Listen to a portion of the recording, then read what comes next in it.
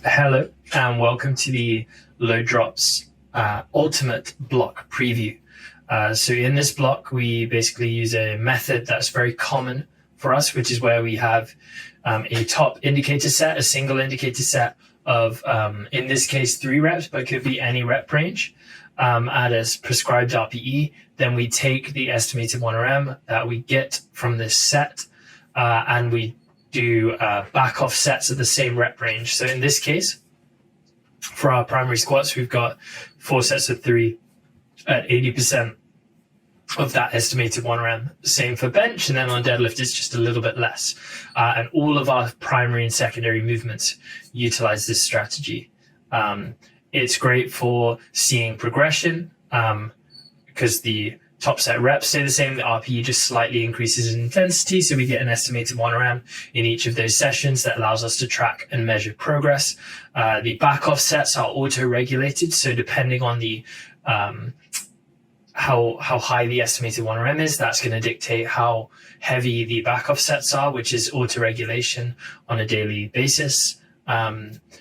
This block would be great to follow any of the initial blocks, but specifically if you've done the load drops initial, then this leads very nicely on from that.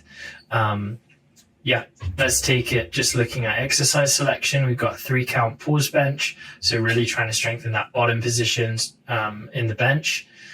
We have high bar squats, a little bit higher reps, great for developing quads and the anterior chain involved in the squat, but obviously also very similar to a competition squat.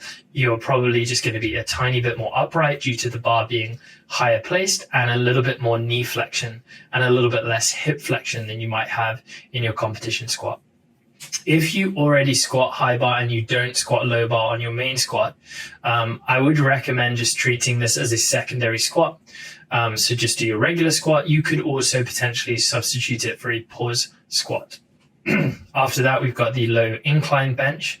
This adds a little bit of additional range of motion and can challenge us a little bit differently for the bar path of the bench press.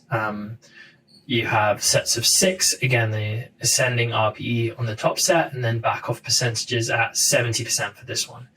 You've got RDLs on workout 4. You've got spotto press, which is another great exercise to develop strength in the bottom position. So you're going to bring the bar down to just about 1 inch off the chest, or even a tiny bit less.